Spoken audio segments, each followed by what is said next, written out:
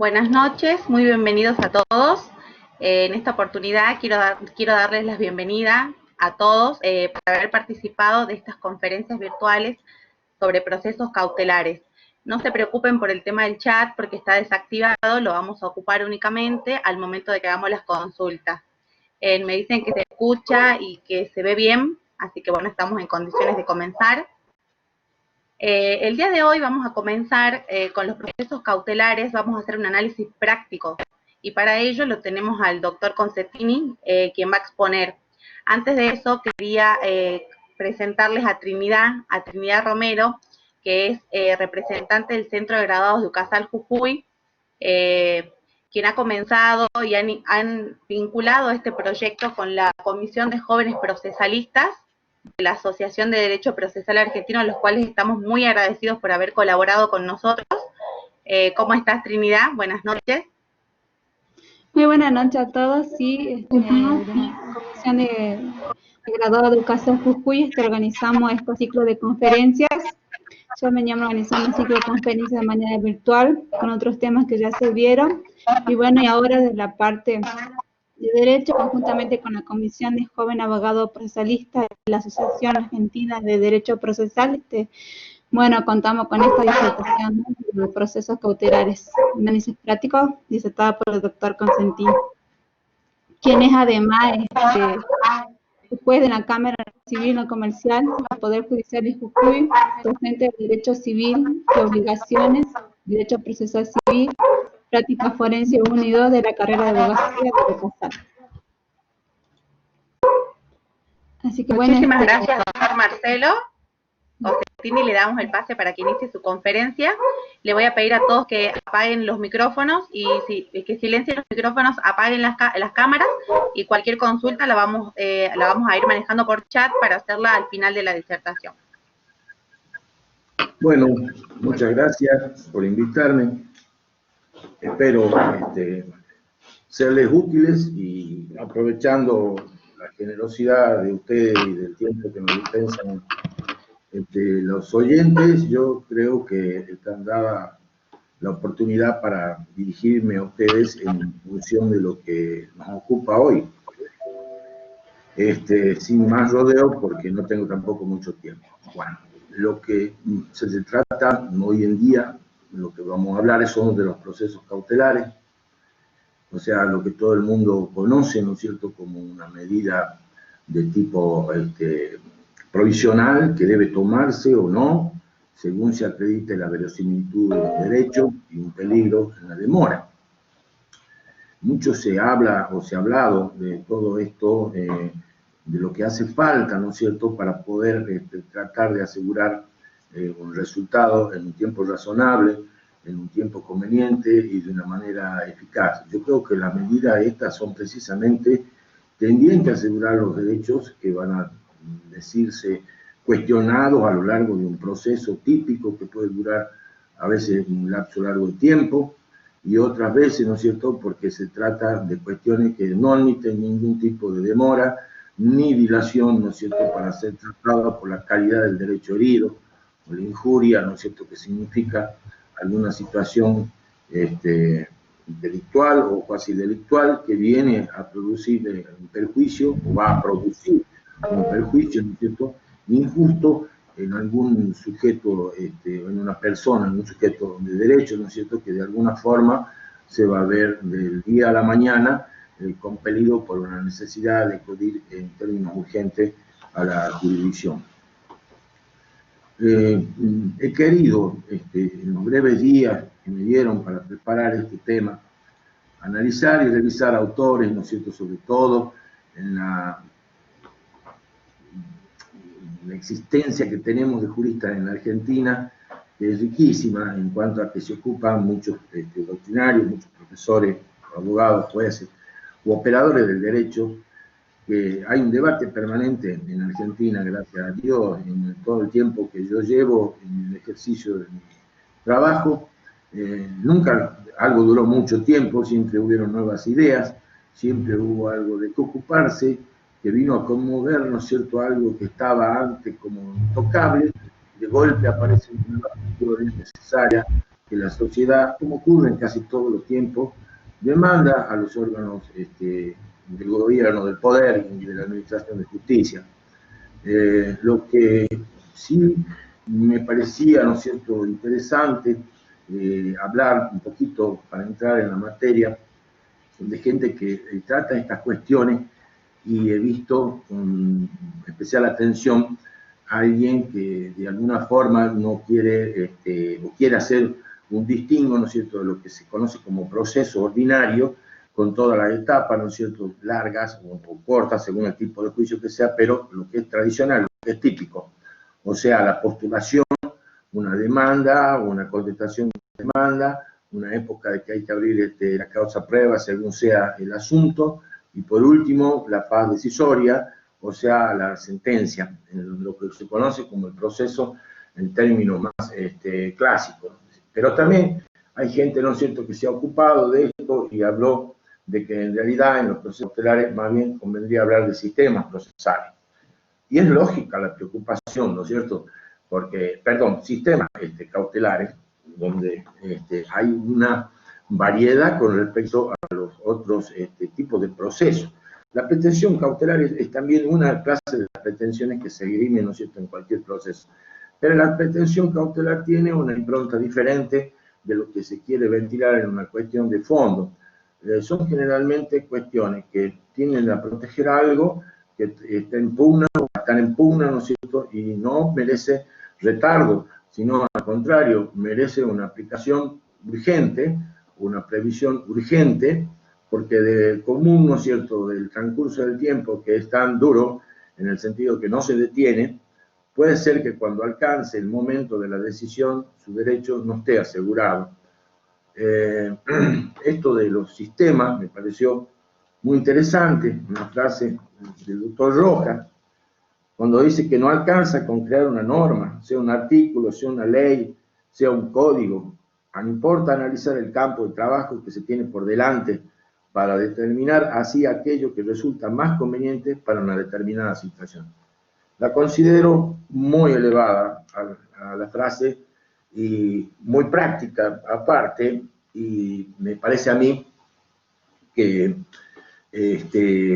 hacer un distingo de tipo doctrinario entre qué es un proceso cautelar y un proceso común no es la mira que yo tengo para hablar con ustedes, sino más bien, ¿no es cierto?, tratar de comentar algunas cositas de orden práctico que nos ocurren a diario y que tan pronto ha venido, ¿no es cierto?, a conmover esa tranquilidad, ¿no es cierto?, que muchas veces hay un status quo en cuanto a cómo tramitamos las cosas, y de ordinario el proceso, y de ordinario lo común, lo clásico, y los años de venir repitiendo y de venir diciendo una cuestión que a veces, ¿no es cierto?, hasta puede resultar más de lo mismo, pero también hay que atender que hay más de lo mismo y hay mucho de lo nuevo, y eso mucho de lo nuevo, a veces cuando tenemos más de lo mismo, no lo podemos atender, o no hay la suficiente organización judiciaria, ¿no es cierto?, para poder atender.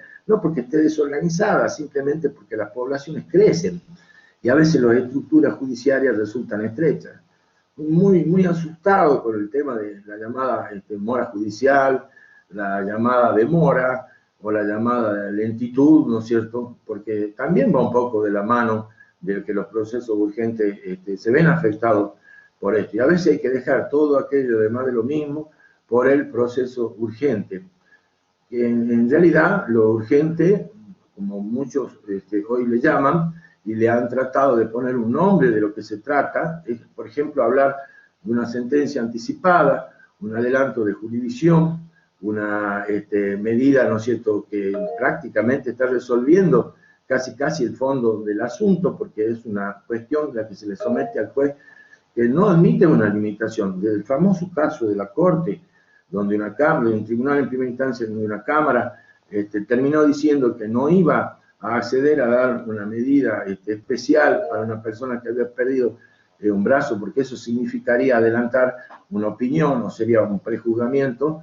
La Corte dio un vuelco genial en los años 90 al admitir la necesidad de este tipo de cuestión. Imagínense una persona que pierde un brazo y está empeñado en un juicio de daño y perjuicio, trabajador o un hombre común, su problema inmediato que le resulta acuciante para resolver cómo sigue viviendo una persona que vive de su trabajo, necesita una prótesis. Y eso a veces, ¿no es cierto?, antes que determinar cómo, cuándo, el tiempo que va a llevar una prótesis, no está a la altura de su problema, no está a la altura de su dolencia, de su afección, jurídicamente atendible, totalmente jurídicamente atendible. Por eso yo hoy me preguntaba si se puede hablar de adelanto de jurisdicción, o se puede hablar de justicia anticipada, o de sentencia dicha antes de la sentencia de lo que se espera que sea una resolución de fondo. Y me parece que no es tan así, porque la sentencia que se dice anticipada es porque después habrá que continuar y terminar algunas cuestiones fondales que no hacen precisamente a este tema. Pero la verdad que si la sentencia es anticipada o apurada, no está bien. Y si la sentencia está retardada con el problema que se plantea, tampoco está bien. Entonces la sentencia es la que tuvo que ser en el momento que fue impuesta de acuerdo a la pretensión y a una valoración que debe hacer el juez casi de inmediato, porque los valores en juego no le permiten otro tiempo para pronunciarse. No hay forma de que no lo haga, ¿no es cierto?, de acuerdo a las circunstancias. Mucho se ha hablado de que eso significa sacrificar el principio de defensa, que significa sacrificar esto, que significa sacrificar lo otro. Es cierto, por supuesto, pero de buenas a primera no significa tampoco un atropello que exija, ¿no es cierto?, que se va a dictar una medida totalmente irrazonable o que no va a tener razonabilidad. Las circunstancias le van a dar la razonabilidad. Lo que no es de acuerdo a la circunstancia, o lo que la sana crítica podría deparar para ese momento, es tan criticable como cualquier mal fallo. Entonces, si es oportuna, si es coherente, si es necesaria, si es impostergable, si es en el momento que debe ser tomada, ¿de qué anticipo hablamos? No hablamos de un anticipo, o podemos hablar de anticipo en términos de química que tiene el juicio, el proceso, pero no desde el punto de vista del derecho del justiciable. El justiciable muchas veces no le interesa todo el paradigma procesal cumplido al pie de la letra, sino le interesa su problema, su dolencia, su afección. Entonces, ahí es donde la judicatura debe poner un especial énfasis. Y digo más también, para poder decir lo que se dice adelanto de jurisdicción, más vale que hay una presunción que el juez tiene que tener en cuenta. Es que si su decisión puede ser revocada, es muy peligroso. Entonces, tiene que tomar una decisión realmente equilibrada, en un caso de convicción sumamente necesaria y convocante para el tema, para la cuestión, para la subsunción de ese problema, de esa norma individual que esa persona necesita para hacer efectiva la justicia. Si no, prácticamente no estaríamos en la función de una cautela adecuada o de una cautela razonable. Acá hasta se puede decir que la cautela se arrima casi a la cuestión fondal, porque no es motivo ya para decir no se hace lugar a algo porque está pidiendo vía cautelar, ¿no es cierto? Aunque son cosas muy distintas, lógicamente no confunde. Algo que tendría que conseguir con la sentencia de fondo. Pero hay casos donde eso no se puede dar, no se puede admitir. Hay casos de protectorios ya dispuestos por las leyes, especialmente, como el caso del amparo, como el caso de las normas de protección del consumidor, que tienen un sistema, ¿no es cierto?, propio para salir al cruce de estos derechos importantísimos y que no admiten una diversión, pero también tienen un rasgo especial. No son comunes, son excepcionales, no son la generalidad todos los casos urgentes, aunque en realidad no es que sea urgente lo urgente, hay cosas que no se pueden tardar aunque no sean urgentes. Pero lo que pasa es que acá entramos también en un callejón sin salida, o duro de resolver, porque parece ser, ¿no es cierto?, que los asuntos con una estructura judiciaria vieja, me refiero a la jurisdicción, a la competencia, tiene acumulada sobre su espalda un montón de causas que ya vienen tramitando. Entonces, también por eso, de todas estas medidas nuevas, autosatisfactivas, el adelanto de exclusión, el proceso monatorio. ¿Qué hay? Hay un anhelo de la gente, del justiciable, que sus asuntos no se posterguen, que sus asuntos se decidan rápidamente, que sus asuntos sean decididos por gente, ¿no es cierto?, que tiene la delicadeza y la experiencia para saber distinguir lo que es común o lo que tiene cierta urgencia y lo que tiene impostergabilidad, que no se puede postergar. Muchas de estas medidas tienen eso y no son prácticamente todas las cautelares así. Las clásicas, empezando del embargo, bueno, todo el mundo lo conoce, es para asegurar un resultado de un pleito, tener un bien, ¿no es cierto?, cuando uno ha acreditado la apariencia y el peligro. Bueno, es perfecto, tiene un bien. Pero hasta aún eso hay que pensar si es razonable o no es razonable.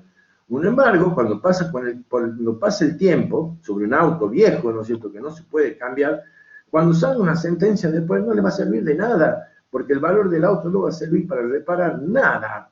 Entonces, aún en las medidas comunes, ¿no es cierto?, siempre la eficacia de ellas se debe dar en función del mal que busca revertir o de lo que debe cubrir en caso de recibir una acogida favorable de la pretensión. De ahí que mucho digo que abajo de todas estas nuevas formas hay un reclamo de la sociedad también, y que los jueces somos conscientes, la mayoría somos conscientes, que nos tiene que poner más cerca del justiciable, que nos tiene que poner más a la altura de sus problemas, pero también hay algo que se debe entender, que esto tiene que cambiar. Si a mí me dieran, por ejemplo, 50 causas para que yo las resuelva en un término de un año, 50 causas cualitativamente importantes, ¿no es cierto? A lo mejor ustedes pensarán, no, 50 es poco, un número más o menos, pero también razonablemente yo me podría ocupar con un gran esmero, con un gran detenimiento a las 50 causas, y a lo mejor no harían falta medidas urgentes, porque estaríamos resolviendo todo bastante rápido. El Código Procesal de Jujuy se ha hecho de la forma que se ha hecho para que sea rápido. Se dio una audiencia exquisita, ¿no es cierto?, para su época con el tema de la oralidad, pero hoy por hoy poder fijar las audiencias con cronogramas por años no creo que sea lo mejor, ni sea la mejor forma de que el código habrá previsto, o el autor habrá previsto, ¿no es cierto?, para que la justicia funcione. Hoy por ejemplo, yo me doy con cosas muy prácticas y sencillas. A ver, me voy a tomar una declaración testimonial de la época que se planteó la demanda, ese testigo está propuesto hace 8 o 10 años, y entonces lo voy a escuchar después de 8 o 10 años. La sola memoria, la fragilidad, ¿no es cierto?, de la persona, no es fiable después de 8 años. Son testimonios, ¿no es cierto?, que están, digamos, si no es por una cuestión muy especial, el testigo no tiene por qué estar reteniendo en su cabeza todos esos datos de la vida, ni lo va a retener, porque se va a ocupar de su diaria existencia y de los problemas que tiene, y el testigo, como testigo de un problema de la parte de la vida de alguien, no tiene el mismo interés que la parte. Por ejemplo, hay algo que no anda muy bien. No se puede escuchar testimonio de 10 años. A lo mejor habría que pensar en un mecanismo que tenga la prueba testimonial ahí nomás, al tiempo de que se ejercita la demanda. También hay que ver la actitud del litigante cuando ocurre a la jurisdicción, si lo hace sobre el borde del término de prescripción de la acción, porque también esa es una actitud que no se puede dar, porque el propio autor, ¿no es cierto?, no ha considerado que es urgente su pretensión, ni lo apremia nada para llegar ante a los tribunales. También eso hay que tener en cuenta.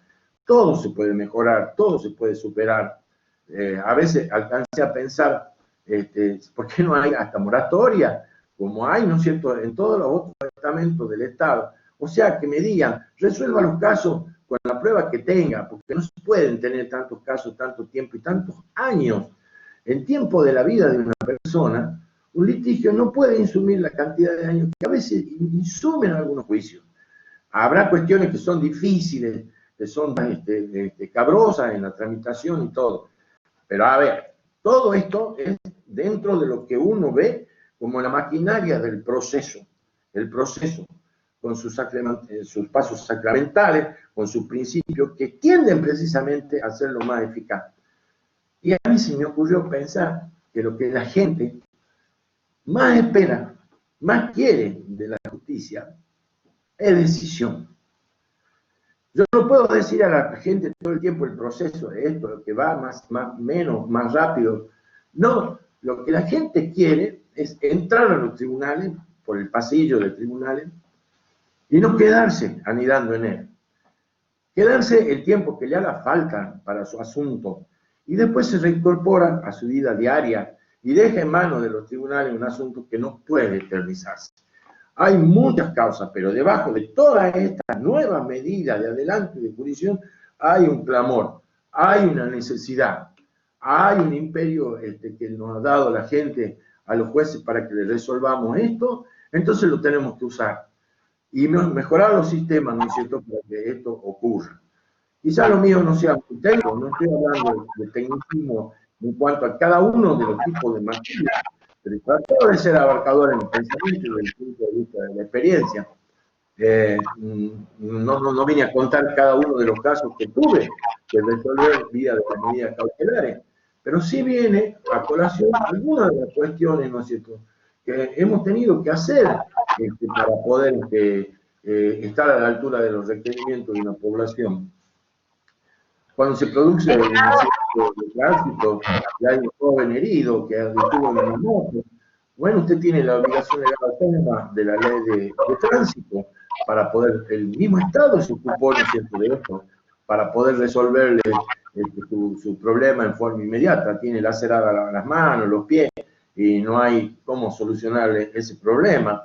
Entonces, de buena primera, esta medida autónoma, o también algunos llamados obligación legal autónoma, o quizás hasta un adelanto de juzgar, porque estamos diciendo quién debe pagarle y todo, sin que se haya terminado de discutir, tiene una razón que es la impronta de la aparición del vicio, del daño, de la cuestión antijurídica que transforma la vida de las personas. La persona no está para estar todo el tiempo viviendo de lo que va a pasar por un juicio. Un juicio tendría que razonablemente durar muy poco. Me dirán, ay, Chocolate por la noticia, qué buenas intenciones que tiene. No, pero no es solamente buenas intenciones, sino que hay que ver cómo esto sucedió en el menor tiempo posible y si fuera necesario adecuar los procedimientos, ¿no es cierto?, con mayor rapidez, pues habrá que hacer. Bueno. Estimado doctor, Brenda, Sí. tengo acá una participante, María Belén Portal, que hace una consulta interesante. Teniendo en cuenta el contexto de la pandemia en el cual nos encontramos inmersos todos, ¿cuál sería su criterio para la existencia de la celeridad de los procesos cautelares? Bueno, en primer lugar, me agrada mucho que Belén Portal me esté preguntando. Y ella es muy inteligente. Entonces yo, a consumo, ¿no es cierto?, con su intención, le vuelvo a repetir que esta situación, por ejemplo, el contexto donde uno debe tomar medidas, la pandemia o los tiempos de crisis, ¿no es cierto?, que estamos viviendo, no pueden ser las soluciones de tiempo normales, pero sí no se puede dejar de atender a ese fenómeno que a lo mejor obliga a modificar un modo de proceder, un modo de actuar en una situación que es común. Si es que eso es lo que me quiso preguntar, yo le digo lo siguiente, pues bien, a medida que tendrán que estar a la altura de la pandemia, porque esto modifica el escenario. ¿Puedo seguir con lo que venía? Perfecto, doctor, sí, continuamos y en caso que haya alguna consulta, yo le aviso. Bueno, entonces, a ver, para que yo no me olvide de lo que quería decir. Cuando se plantean todas estas novedades de tipo procesal y necesitamos justificar por qué vamos a dar a ellas, mientras tengamos los códigos procesales que tenemos, también tenemos que, esa obligación, ¿no es cierto?, el principio de legalidad nos lleva a fundamentar y a basarnos en algo que es no otra cosa que la de jurisdicción, es decir, el derecho, usted no puede crearlo. Pero, por ejemplo, cuando usted se pone a ver el código nuestro y donde hablan de la medida, fíjese qué interesante, porque hay un artículo, el 1279, donde habla de otras medidas procedentes, fuera de los casos previstos en los artículos precedentes de este capítulo, quien tenga fundado motivo para temer que durante el tiempo anterior al reconocimiento judicial de su derecho, se vea amenazado por un perjuicio inminente e irreparable, puede pedirle al juez la medida urgente que según las circunstancias sean más aptas para asegurar provisionalmente los efectos de la decisión sobre el fondo. O sea, el código nuestro, con un articulito, también hará falta reglamentarlo, hará falta agregar todas las nuevas figuras, pero la doctrina nos ha venido a dar mucho de esto, inclusive fallos también, y el nuevo código que le exige al juez un rol más preponderante, un juez activo, un juez inmiscuido, un juez hacedor, un juez, ¿no es cierto?, que no está tan solo para dirimir la cuestión, sino algo más que lo que la parte le plantearon, cuando lo estime y lo crea, que es impostergable también pronunciarse sobre eso. Esto es algo importantísimo, que el juez necesita siempre, ¿no es cierto?, un apoyo legal, además de todos los requisitos que le vamos a pedir al litigante siempre que acredite esto de los dos requisitos básicos, o si no la cautela o la contracautela, según lo que se quiera asegurar o lo que se quiera prevenir. Lo que interesa, ¿no es cierto?, es estar a la altura de los acontecimientos, ¿ya? Por ejemplo, fíjese qué ocurre hoy en día con el tema de los planes de ahorro. Los jueces también tienen que tener mucho cuidado de no andar inmiscuyéndose en cuestiones que son prácticamente de esfera de otro poder, como es, por ejemplo, las normas de economía o las normas de la administración, o sea a nivel provincia, sea a nivel estado o nacional, como es, por ejemplo, esto de los planes de ahorro, donde se produce un quebrantamiento, ¿no es cierto?, por la inflación o por otros fenómenos como esto, por ejemplo, que paran en cierta forma la vida del país, la normalidad de la vida del país. Hay serios problemas para cumplir. Entonces también no se puede hacer de cada juez, ¿no es cierto?, un legislador para el caso. En todo caso, si el Estado como que tomó medidas, por ejemplo, en los planes de ahorro, de auto y todo, tomó alguna medida para paliar la crisis del inversor que está en esos planes. Si hubiera un hueco, si el Estado no da la respuesta o no da la forma, sea mediante el decreto, sea mediante la ley, pues bien, en ese caso sí, pero si el Estado tiene esa primordial obligación y el Estado cumple ese rol, ¿no es cierto?, no se puede ir más allá tampoco, porque el Estado tiene esa función, ¿no es cierto?, de hacer funcionar la economía, de que todo se mueve en un plano de razonabilidad. Si yo entré y pude comprar un auto, estoy pagando la cuota, bueno, asegúreme que esto en el tiempo es viable, que voy a poder terminar bien.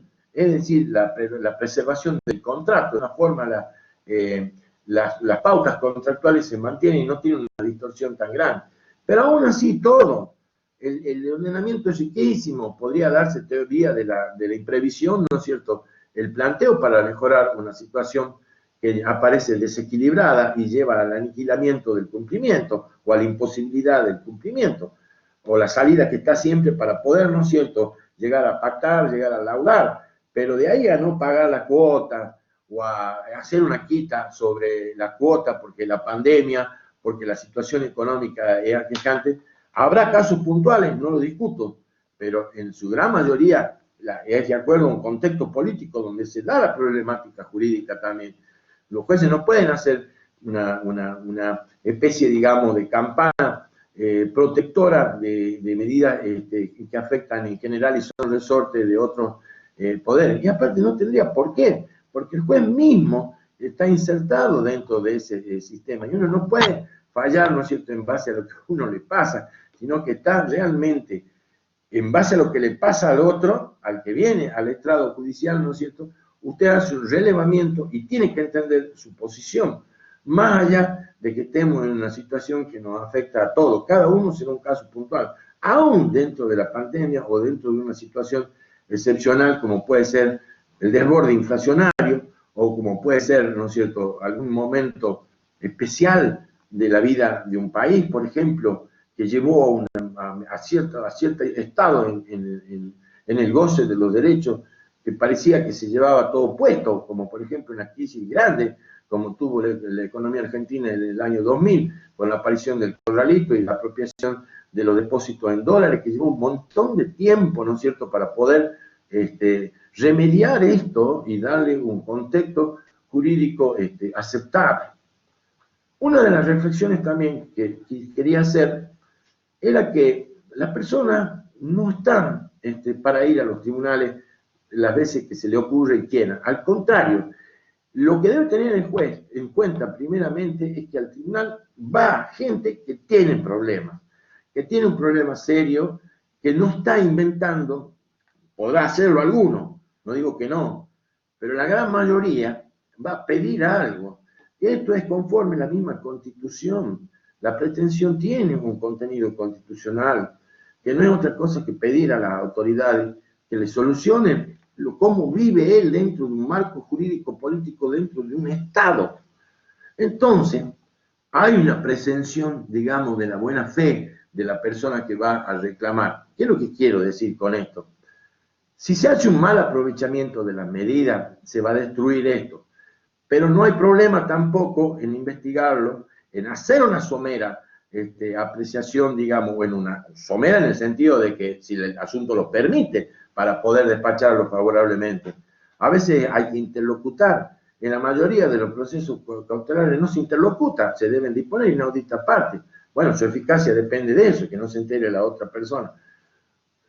Pero bueno, hay otras situaciones, ¿no es cierto?, donde posiblemente no sea tan grave el cuadro, la situación. Hasta, hasta la misma persona que piensa que puede ser demandada en un juicio, no ya un actor para ir a conseguir la prueba, sino alguien que puede ser demandado en un juicio, tiene la prerrogativa, según el código nuestro, ¿no es cierto?, de poder pedir algunas medidas, especialmente, ¿no es cierto?, para que hagan a su derecho, que hagan a su derecho de defensa. Y en forma anticipada,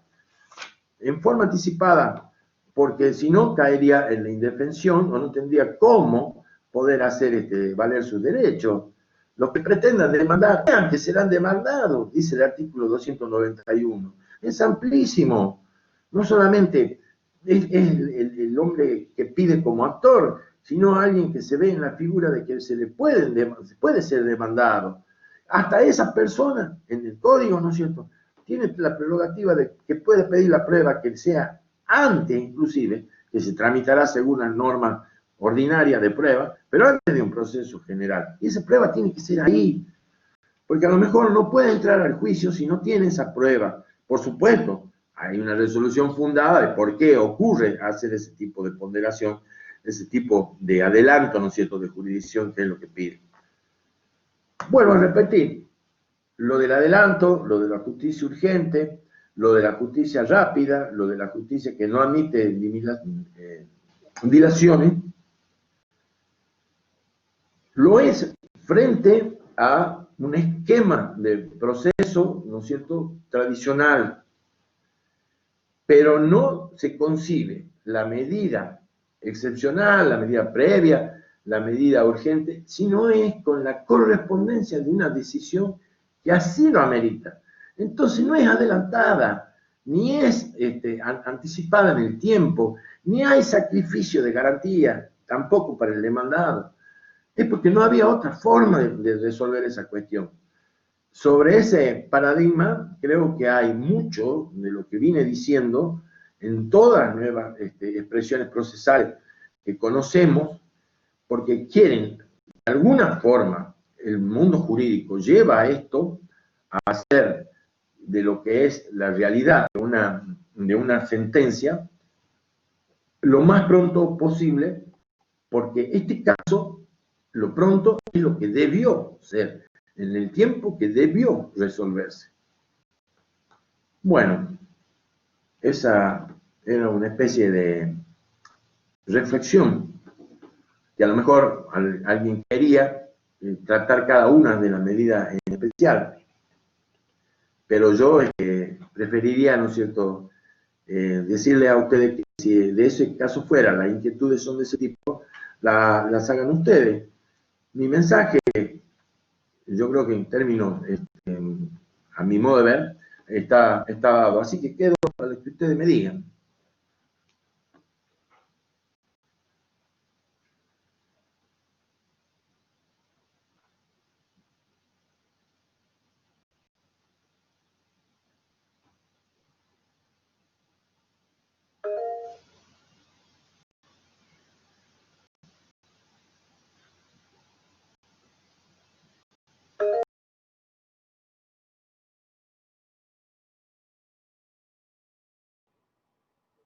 Doctor. Brenda, acá tenemos una consulta de una de las participantes, Valentina de Rosa. A raíz de lo que explicó, ¿se puede decir que las medidas cautelares son dinámicas o cambiantes y permiten al juez innovar en mecanismos cautelares? Por supuesto que sí. Si hay necesidad de mantener un status quo para que no se alteren derechos posibles, también, ¿no es cierto?, si las circunstancias aconsejan variar eso, porque se ha hecho una situación a lo mejor menos gravosa o más gravosa, también se puede. Y el mismo Código Procesal de Jujuy también prevé, como otros códigos, ¿no es cierto?, que se puede disponer de una variedad de nuevos pronunciamientos de algo ya dado, adecuándolo al momento. Una cosa, por ejemplo, que más de una vez puede ser posible de este cambio, es cuando se dan garantías para cumplir con una sentencia que todavía, o con parte de una sentencia que todavía, ¿no es cierto?, está siendo objeto de recurso, dando una fianza suficiente. Entonces, a lo que había o lo que pudo haber como procesal cautelar dado, se puede agregar algo más, que es la contracautela, digamos, para poder cambiar ya este estado de situación por medio de una nueva medida. Hasta eso se puede hacer.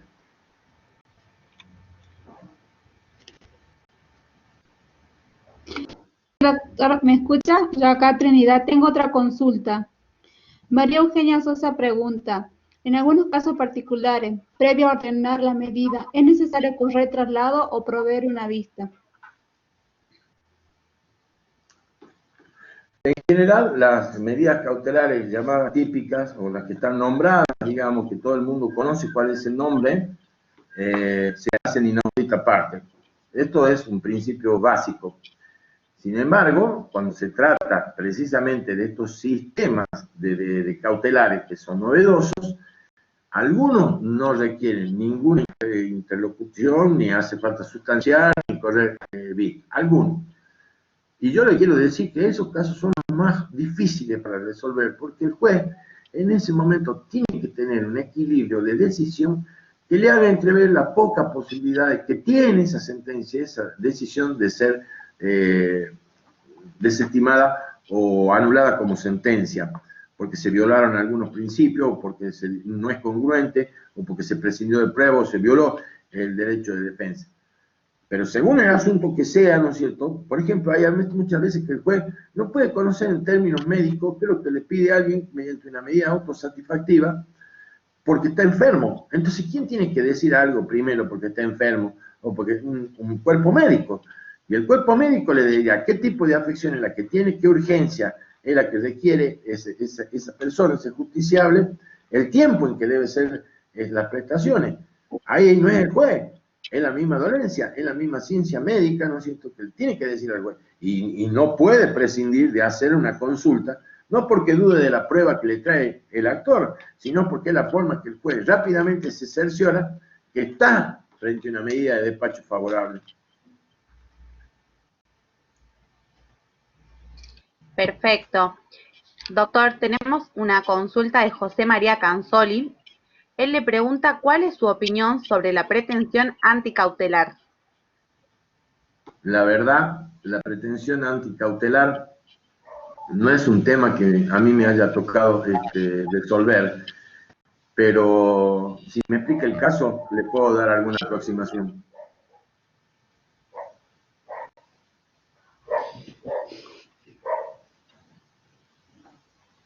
A ver, ahora vamos a habilitarle el audio para José María, a ver si le quiere explicar el caso. Bien.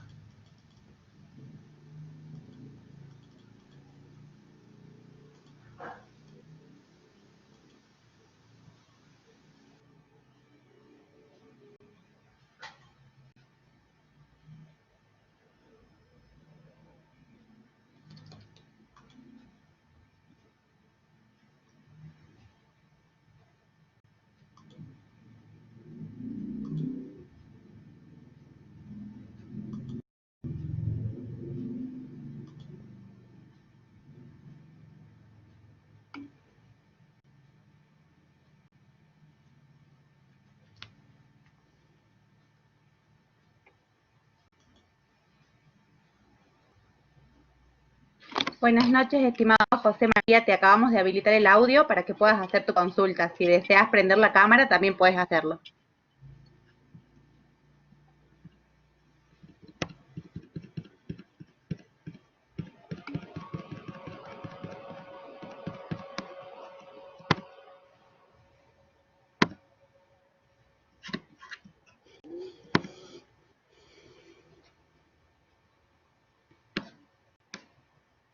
Buenas noches, José María. Sí, yo la escucho bien. ¿Usted me escucha? Sí, perfecto. Buenas noches. Buenas noches, un gusto. Perfecto, el doctor está esperando su consulta. Sí, bien, un gusto y muchas gracias por esta oportunidad de participar de este foro.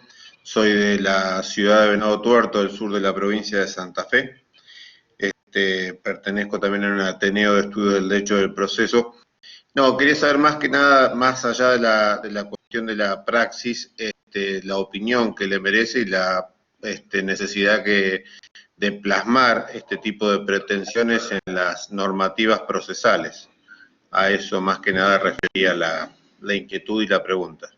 Bueno, tengo una vaga, ¿no? Que se inclina por las tendencias que se inclinan por estas medidas anticautelares o tratar como un tema específico dentro de la legislación procesal, pero le decía que no he tenido la oportunidad de ponerme a ver específicamente cuál es el planteo o si se podría dar en uno de los casos, ¿no es cierto?, donde estamos tratando para tener una cuestión puntual para resolver. A eso me refería. Si usted, no como un término de doctrina, porque eso no se puede pedir de una conferencia, ¿no es cierto?, que uno viene a dar por lo que más o menos conoce y lo que hace a sus prácticas, porque en niveles doctrinarios habrá muchas expresiones que yo todavía no tuve oportunidad de ahondar. Así que si es el tema, le quedan dudas, pero si me explica otra cosa, perfectamente lo puedo conversar con usted. Sí, se ha dado puntualmente cuando, por ejemplo, se pide inaudita aparte la inhibición general. Nosotros tenemos acá la posibilidad de hacerlo como medida excepcional y a veces los juzgados lo despachan. Y bueno, en algunos de este tipo de procesos, el posible deudor podría anticiparse y decir, no, ofrezco bien a embargo para evitar una inhibición general que puede ser mucho más gravosa para el quehacer comercial. Por ejemplo, este es uno de los supuestos que puede llegar a darse, que se ha planteado. Señor, yo cuando estaba haciendo mi inicio de la locución, le hablaba de que el demandado puede solicitar la medida de prueba y las medidas cautelares necesarias porque teme ser demandado. Entonces, en este caso, me tomo, digamos, la licencia de encuadrarlo dentro del código mío, del código de Jujuy, para decirle que yo no vería ningún problema de que alguien que tiene una previsión legal a su favor, como esta, que el propio demandado puede solicitar medidas de prueba porque teme algo, no es para exclusividad del actor pedirlo, el demandado tiene todo el campo para hacerlo. Ve que si yo le llamo de una forma una cosa, parece algo diferente, pero los códigos que están en funcionamiento, en el caso del de Jujuy, por ejemplo, está previsto esto como una regla para ambos. ¿Qué problema hay de darle a la pretensión del demandado si al actor también se le da como pretensión adelantada algo? El que va a ser demandado también puede tener la necesidad de cautelar sus bienes, sus derechos. Bien, muchísimas gracias, doctor. Bueno, gracias a usted. Muchísimas gracias, José María. Doctor, tenemos a un participante, Carlos Quispe, que quiere hacer una consulta hace rato, así que habilitamos el audio para que pueda hacer su consulta. Sí.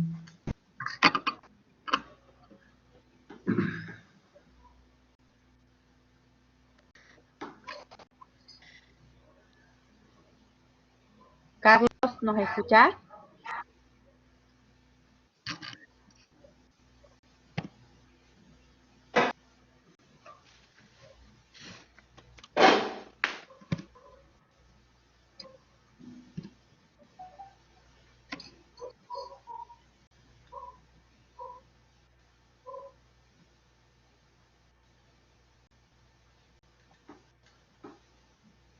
Bueno, Trinidad, ¿querés hacer la otra consulta hasta que el señor Carlos se pueda conectar?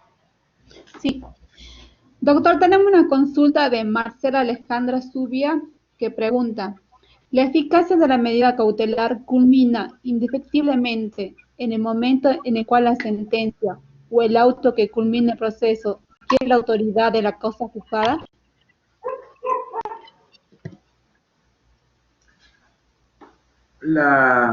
Si la sentencia es estimativa al cautelante, la sentencia hasta que no se cumpla conserva todos los efectos que ha conseguido la pretensión a lo largo del juicio. O sea, no va a cesar la medida cautelar precisamente en el momento más álgido, cuando se debe cumplir la sentencia. El bien estar afectado para cumplir con la sentencia. Ahora, si la resolución es adversa, por supuesto también la medida cautelar va a dejar de producir efectos, a no ser que tenga otra acción o otro afán, ¿no es cierto?, ir por otro proceso que no sea el mismo, porque ya había cosas juzgadas, y esa medida quisiera hacerla pervivir. Pero es un hecho que la eficacia está hasta donde se liquida el punto de contradicción que tuvo la sentencia para resolver, o sea, es donde se hace efectivo, el mejor momento para hacer efectivo. Pero vuelvo a repetir, la mejor medida cautelar que puede ser muy bien tomada durante el juicio para que sea realmente eficaz y cuando es estimativa, debe tener un correlato con lo que se consiguió de la pretensión, con esa sentencia que le afirme el derecho a alguien. No sé si estoy orientado a lo que usted me dice, pero también puede haber una medida cautelar, ¿no es cierto?, que es insuficiente.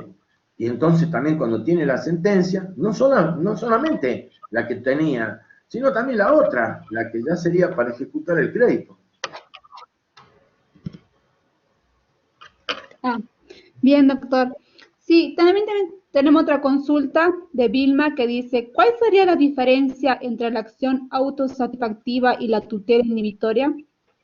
¿La tutela inhibitoria? Sí.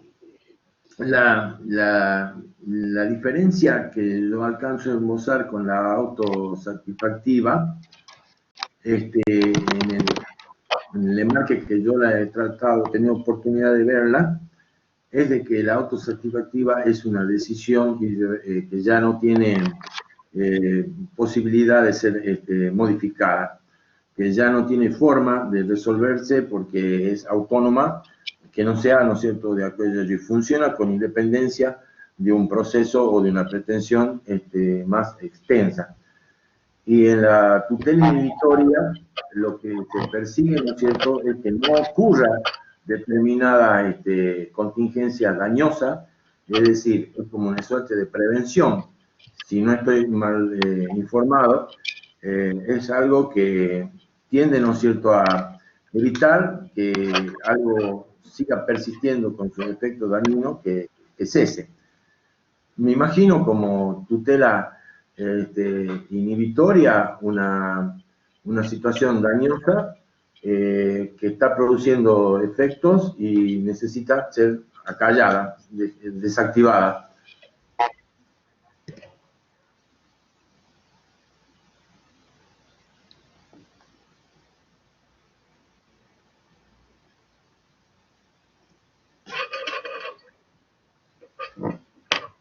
Perfecto. A ver, vamos a seguir leyendo las consultas. ¿Hay alguien más que quiera hacer alguna consulta? La puede escribir en el chat. Y Carlos, estás activado para poder hablar en caso que quieras hacer vos la consulta.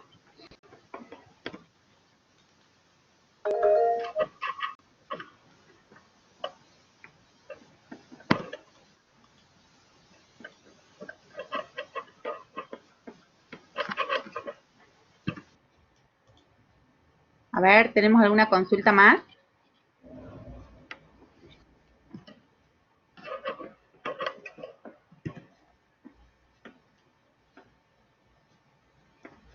Bueno, parece que el señor Carlos Quispe hace rato quiere hacer una consulta, pero no está pudiendo conectarse. Está listo para hablar y habilitado para hablar. Carlos, ¿nos escuchás?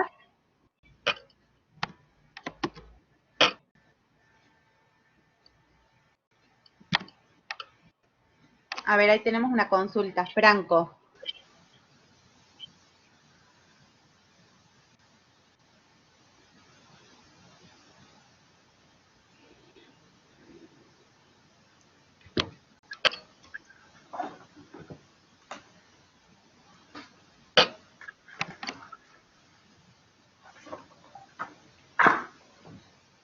Trinidad. Sí, es una consulta de Federico Franco, que es las medidas cautelares que por hoy la ley especial permite que al demandado se le corra traslado, ¿no desvirtúan su esencia?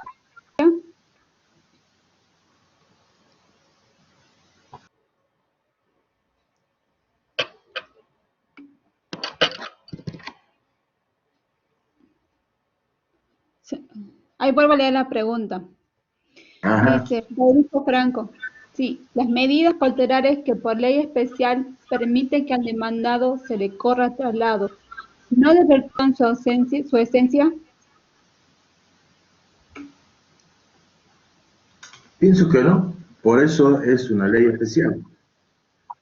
No es lo que genéricamente se trata en las cautelares, porque te lo sabe, son inaudita parte. Pero cuando la ley especial cambia esto, porque alguna razón atendible entraña, ¿no es cierto?, en la voluntad del legislador, este paso. Si no, directamente no lo habría así dispuesto. Ha sido necesario cortar esto para este caso. Y eso es un problema de hermenéutica del legislador. No, el juez no tiene otra cosa más que hacer que aplicar la ley. Si él será una ley especial. Bueno. Perfecto, doctor. Muchísimas gracias. Tenemos una consulta más de María Eugenia Sosa. ¿Qué errores comunes ha encontrado en su experiencia al momento de ver las cautelares que le toca resolver? Bien. El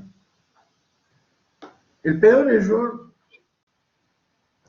es no estar a la altura de la pretensión real y fidedigna que tiene una persona para ir a tribunal. O sea, mal usar una medida cautelar. Porque con el ropaje de ser una medida necesaria, urgente, a veces hay alguna especulación económica incompatible con lo que se busca procurar solucionar. Estas especulaciones de tipo material, juntadas con un problema esencial de una persona, son en realidad una mala praxis donde no me gustaría decirlo, pero veo muy poca seriedad en llevar y querer avanzar, utilizar estos procesos rápidos con un fin economicista puramente, o donde para compartir en cierta forma los resultados del proponente, ¿no es cierto?, con la parte, o desvirtuar la naturaleza que tiene esta medida, que tiene un bien enorme cuando está bien usada. Otro de lo que son errores, ¿no es cierto?, de que se puede llamar errores, si se puede llamar errores, es, por ejemplo, no estar pidiendo razonablemente una pretensión y querer, por ejemplo, afectar grandilocuentemente bienes y propiedades, ¿no es cierto?, cuando se trata de a lo mejor una demanda ínfima o cuando se busca una especie de reparación afectando un bien enorme. ¿Por qué? Porque busca con la presión de la medida cautelar vencer la resistencia, ¿no es cierto?, del demandado, agobiándolo en su patrimonio, en su persona, con una medida superlativa, y así hacerle bajar la cabeza, ¿no es cierto?, frente a la imperiosa cuestión que surge de tener de golpe a alguien un bien que no puede disponer. O sea, lo va acorralando o lo va aminorando para lograr algo, ¿no es cierto?, en demasía. Estos son los errores más graves, yo diría que son condenables, estas son faltas que deben ser atendidas a veces por los mismos planteos de los defensores. Pero yo lo que le diría que como errores, bueno, no, hay una gama de errores sencillos y otros que no lo son tan sencillos. Por ejemplo, que no se condiga con el objeto. Me pide un embargo de bienes y el juicio que va a hacer es un desalojo. No hay ningún bien para cautelar con una sentencia de desalojo. Ahora, si le adosa la demanda de daño y perjuicio y el desalojo, bueno, perfecto, hay un embargo de bien. O pedir prueba, ¿no es cierto?, de tipo innecesaria, porque a veces se pide prueba innecesariamente que no condice con la urgencia, y estamos dando vueltas con una serie de medidas donde hay que purificarla, ¿no es cierto?, para ver qué es la prueba conducente y qué es la prueba pertinente para despacharla. Después también defectos cuando hacen, ¿no es cierto?, la exposición de los hechos, donde da la apariencia del derecho, es no tener en claro de qué derecho se trata, o sea, no que lo tipifique o califique, sino la vaguedad del planteo, como si fuera una medida que le va a resolver todos los problemas que la persona... No, tiene que haber especificidad en el planteo. Y también, concretamente, tiene toda la libertad la parte, ¿no es cierto?, de pedir y no suponer que el juez puede darle o debe entender lo que ella quiere que le dé. No, esto es un requisito de la demanda, debe ser expresado en términos claros y precisos. Y esto no solamente pasa en las cautelares, muchas veces pasa en demanda de los juicios ordinarios. Pero no está perdido, porque son errores recuperables. Con solo mandar una providencia saneadora se puede clarificar. Y el peor error, ¿no es cierto?, es creer que todo está perfecto cuando tuvo una buena medida cautelar y así solucionó su problema. No, ahí empezaron los problemas que debe apoyarlo los 15 días, ¿no es cierto?, con una buena demanda y un proceso que lo espera. Muchas veces, a veces son los juicios los que dependen de la cautelar, pero a veces también tener una cautelar requiere, ¿no es cierto?, de un juicio continuo, porque hacen una buena cautelar y después resulta que el expediente caduca o se viene abajo por falta de actividad procesal. El desmedro de la cautelar. No sé si le contesté lo que necesitaba saber.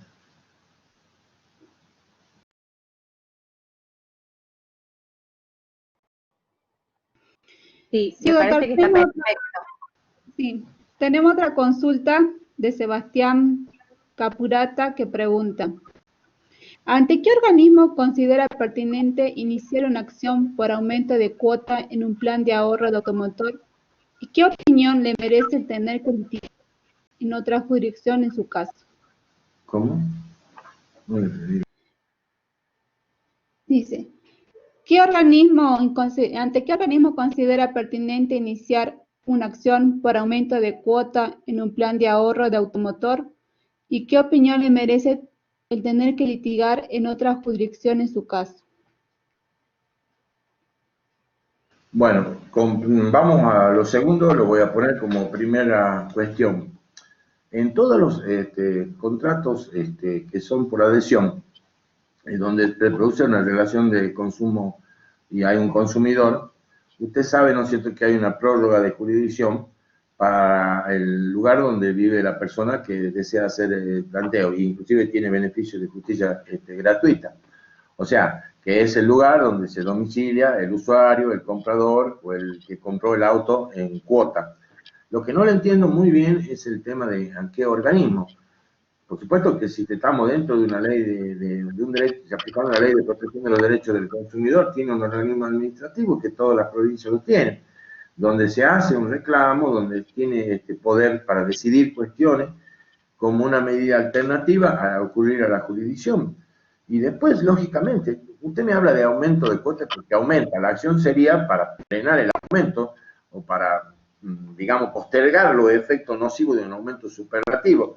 Bueno, por supuesto, a mi criterio, no puedo decir otra cosa, que ya dije varias, son casas, casi todos los días tenemos medidas de este tipo en este momento y estamos viendo qué solución poderle dar, aparte de que hay algunas que ya han sido objeto de atención por el Ejecutivo o los organismos estatales, no cierto, nacionales, que tomaron carta de este asunto. Hay muchos intereses en juego, está la producción, está el grupo de ahorristas, entonces es una decisión difícil que tiene varios componentes en la economía, no se puede ir solito mirando la cautelar. De todas maneras, eso no quiere decir que se cierre la jurisdicción porque hay actividad estatal al respecto. Habrá que ver si el planteo de afectación excede y no encuentra concluyente la afectación estatal del problema, el abordaje estatal que ha hecho el gobierno, ¿no es cierto?, respecto de estas cuestiones. Llámese crédito de la vivienda, llámese crédito de consumo, llámese atención de los negocios, ¿no es cierto?, que no han podido trabajar durante este tiempo y tienen que ir reflotando, volviendo, ¿no es cierto?, a una vida normal, como pueda. La justicia siempre va a tener un rol en eso, pero también va al consumo, ¿no es cierto?, de lo que la autoridad administrativa, cuando no hace, es el problema. Y bueno, entonces no queda más que recurrir a la justicia. Perfecto, doctor. Acá le voy a compartir una consulta del señor Carlos Quispe que no habíamos podido leer hace rato y es bastante interesante. Carlos consulta si los sistemas informáticos hoy en día nos ayudan a acelerar las medidas cautelares en general. Bueno, yo le tengo que decir que tengo mis años y todavía no manejo los sistemas informáticos. Pero la vida de la informática, digamos, yo le llamo así ya, ha significado un avance en todo sentido y una prioridad en el tiempo, porque se gasta tiempo de una manera enorme, el tiempo va siendo absorbido. El tiempo de hace 10 años no es el mismo que el tiempo de ahora. Perdónenme la comparación, pero esto abrevió todo. A veces, ¿no es cierto?, lo que requería un trámite extenso, largo y añoso y cansador, hoy en día en 2 minutos. Yo me acuerdo que la gente de antes se quejaba, ¿no es cierto?, de que había pocos teléfonos. Mire lo que es ahora. Sobran los teléfonos y la gente ya no tiene el teléfono en la casa. La gente no solo tiene el teléfono en la calle, en el auto, en cualquier parte, sino que puede estar a veces en forma figurada en 2 o 3 partes a la vez, como estamos haciendo hacer ahora nosotros. Imagínense si eso no tiene impacto en toda la maquinaria procesal, y por supuesto porque viene un nuevo derecho sobre la telemática o sobre el derecho de las informaciones a través de estos sistemas, que le va a marcar al procesalismo una nueva mirada sobre estas cuestiones para acoger todo esto, lo que es propio de una época. La acelera.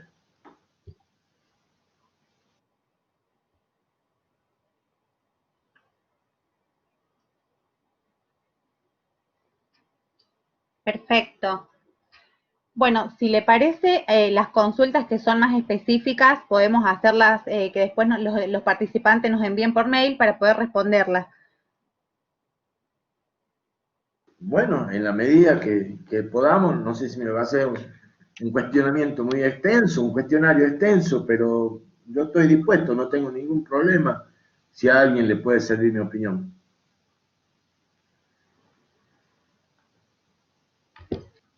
Perfecto, ahora Trinidad va a leer la última consulta para que podamos finalizar la conferencia. Trinidad, te escuchamos. Sí, tenemos una consulta de Vilma, que es, doctor, ¿qué opina del embargo de sueldo como medida cautelar o del embargo de sumas dinerarias? ¿De suma qué? Dinerarias.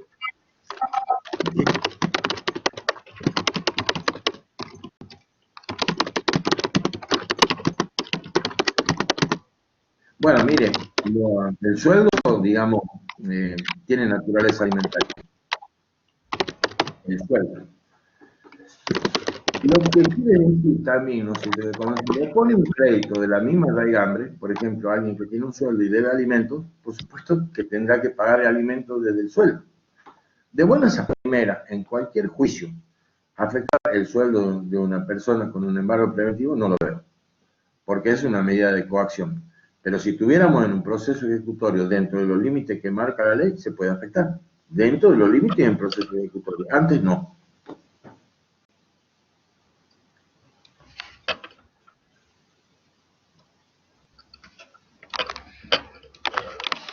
Perfecto. Bueno, estimado doctor Marcelo Concettini, no sé si me puede ver en pantalla. Quería agradecerle por su excelente participación. Me gustaría verla. Me gustaría, ahora la veo. La estoy viendo. Perfecto. Quería agradecerle por su excelente participación. Estamos leyendo acá las felicitaciones del delegado rectoral, de muchos de los participantes. La verdad que ha sido una noche muy interesante en la que han participado abogados y colegas de usted de muchas partes del país, así que estamos muy agradecidos con usted. Hay consultas que han quedado pendientes, pero yo acabo de enviar el correo de informes UCASAL, así yo puedo evacuar todas las dudas y después se las puedo enviar. Bueno, a los que me han escuchado, sin duda siempre algo va a quedar por explicar o por decir más, pero lo breve, si bueno, breve, es lo mejor. O sea, que Así se es. entienda, no vengo a dar una clase magistral, no vengo a hacer exposiciones doctrinarias, y lo que intenté, que siempre me gusta, es poder estar en contacto con la gente. Que esta es una forma que ha hecho la universidad y ustedes, a quienes estoy enormemente agradecido, para que podamos estar en contacto, porque yo no soy distinto de ustedes. Al contrario, me gusta poder participar y estar con la gente. A veces me da miedo no saber algo, pero creo que todavía Dios me va a dar un poquito más de fuerza para seguir haciendo lo que mejor se pueda. Muchas gracias. Muchísimas gracias, doctor. Muchísimas gracias a todos por haber participado y ahora quería darle el pase al doctor Franco Marcelo Bravo, ¿sí? de la Comisión de Jóvenes Procesalistas, que quiere dar un mensaje para el doctor y para todos los participantes.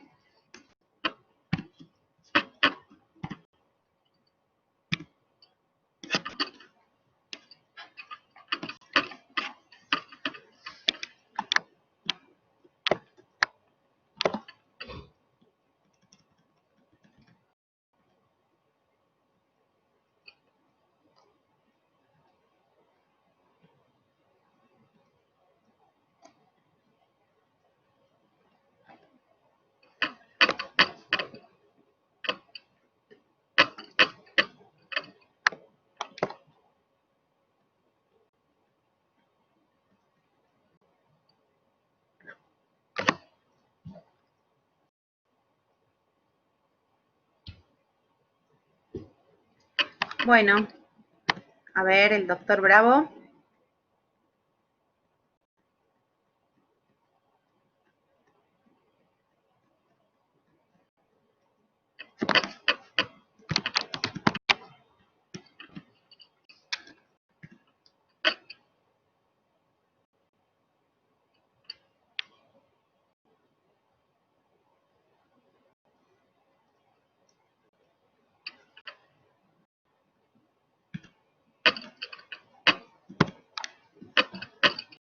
A ver, doctor Bravo.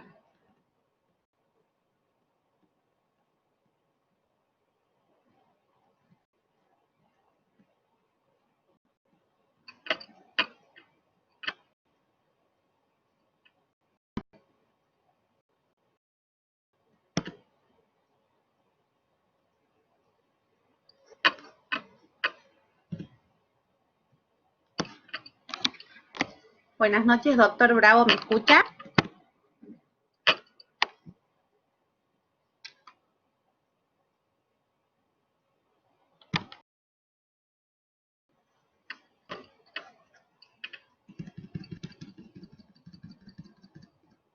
Buenas noches, doctor Bravo.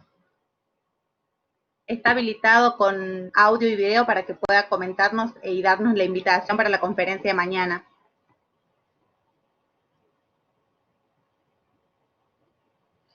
Bueno. Hola, hola, ¿se escucha? Sí, ¿cómo está? Bienvenido, doctor Bravo. Sí, ¿Cómo le va? que ya- Brenda, mi nombre. Buenas. No sé si ya se habrá ido el doctor Constantini. Bueno, había unos problemas de conexión. No, estamos todos. Bien, perfecto. Solamente ya son casi las 9:30, solamente en nombre de la Comisión de Jóvenes Procesalistas de la Asociación Argentina de Derecho Procesal, agradecerle enormemente la exposición del doctor, que él lo ha dicho, ha sido muy claro y me ha gustado mucho al final que ha dicho un poco acercar un poco a la gente y eso se ha logrado infinitamente.